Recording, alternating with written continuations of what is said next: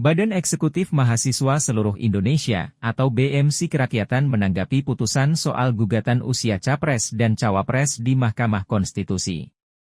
Reaksi keras pun datang dari perwakilan BMC Kerakyatan sekaligus Ketua BEM UI 2023 Melki Sadek menanggapi putusan MK tentang gugatan tersebut. BMC Kerakyatan mengingatkan Presiden Joko Widodo untuk tidak menggunakan hukum untuk melanggengkan kekuasaan dan mengubah hukum seenaknya. 35 tahun ataupun memperbolehkan usia 40 tahun ataupun pernah menjadi kepala daerah.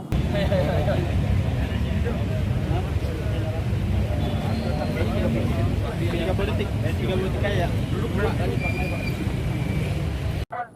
Bacawa pres dari umur 40 menjadi di bawah 40.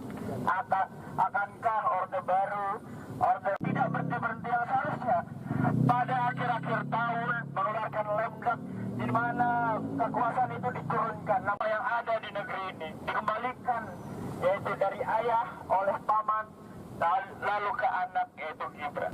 Indonesia. Oke. Selamat siang. Saya Melki Sadek, Ketua BEM UI 2023 bersama teman-teman BEM seluruh Indonesia Kerakyatan hari ini sedang mengawal sidang pembacaan putusan di Mahkamah Konstitusi yang berkaitan erat dengan pembatasan usia minimum untuk calon wakil presiden. Jika kita melihat undang-undang yang sudah ada sejak dahulu, batas usia minimum bagi seseorang untuk kemudian mengajukan diri menjadi calon wakil presiden adalah 40 tahun. Tapi entah kenapa menjelang masa perhelatan politik yang begitu panas menjelang 2024, kita dipertontonkan dengan adanya intrik-intrik politik yang bahkan bisa saja masuk ke dalam kekuasaan yudikatif melalui Mahkamah Konstitusi. Kita tidak bisa melepaskan bagaimana adanya sentimen-sentimen besar terhadap Mahkamah Konstitusi akhir-akhir ini.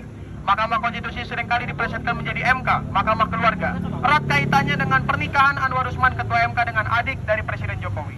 Ini menunjukkan betapa eratnya relasi antara eksekutif dan yudikatif hari ini, antara Presiden Jokowi dan juga Mahkamah Konstitusi.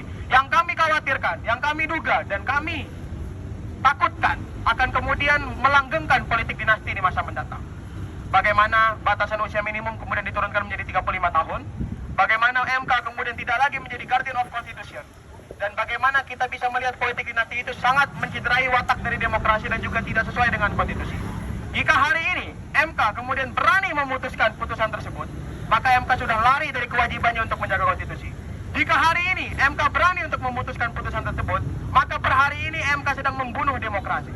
Jika hari ini MK berani untuk memutuskan putusan tersebut, maka seluruh mahasiswa, seluruh masyarakat, apapun profesi Anda, siapapun kalian, dan dimanapun Anda berada, kita harus bersama bergerak, bersuara dan melawan. Karena kondisi demokrasi hari ini, berjalannya konstitusi, dan juga kelangsungan negara ini berlangsung pada keberisikan suara kita untuk menentang oligarki, untuk menentang politik kekuasaan, dan menentang orang-orang yang ingin merubah konsepsi negara hukum menjadi negara kekuasaan. Pak Jokowi, saya ingatkan, kita negara hukum, bukan negara kekuasaan. Jangan pakai hukum untuk mendompleng kekuasaan, dan jangan pakai kekuasaan untuk mengubah hukum seenaknya. Sekian, terima kasih.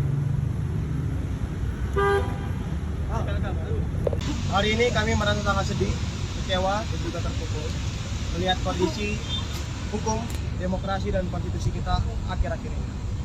Saya yakin betul 9 hakim yang ada di dalam adalah orang-orang yang memiliki kompetensi, pengetahuan, dan juga kebijakan yang cukup arif untuk mengetahui putusan mana yang seharusnya dikabulkan untuk masyarakat.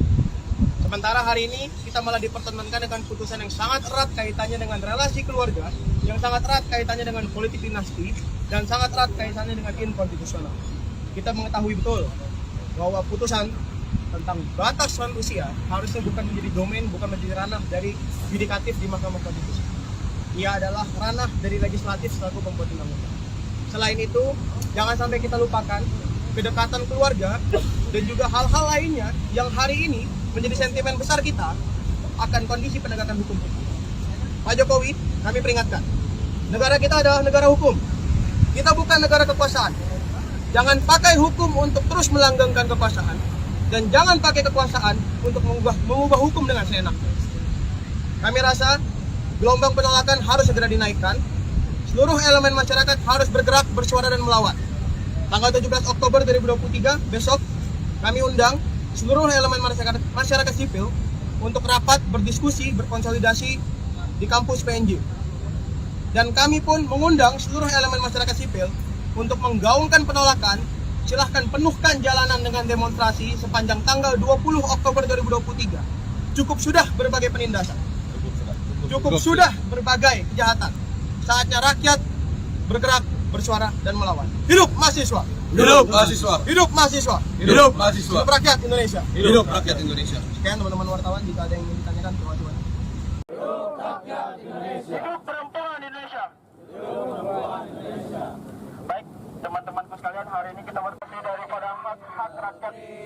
Kemudian kita dari Konferensi Kerakyatan menyikapi yang hari ini kita sama-sama mengawal di Mahkamah Konstitusi.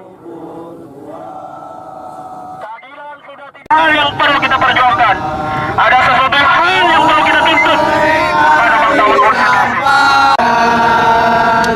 Sebuah catatan kebanggaan, rindu kemenangan. Wahai kalian yang turun ke jalan badan raga untuk negeri tercinta. Wahai kalian yang turun ke jalan. Ini sudah menabur bunga meruat gedung Mahkamah Konstitusi agar bermaksud mengusir setan-setan, bahwa Mahkamah Konstitusi harus kembali menjadi penegak maupun eksekutif. Dalam perjalanan 3 lembaga tadi, baik eksekutif, legislatif maupun kehakiman, saling mengawasi satu sama lain, kemudian memiliki fungsi sebagai guardian of constitution atau penjaga konstitusi, yang memastikan bahwa setiap produk hukum bertentangan dengan konstitusi negara, yaitu Undang-Undang 1945. Akan tetapi perjalanannya berbagai keputusan Mahkamah Konstitusi cenderung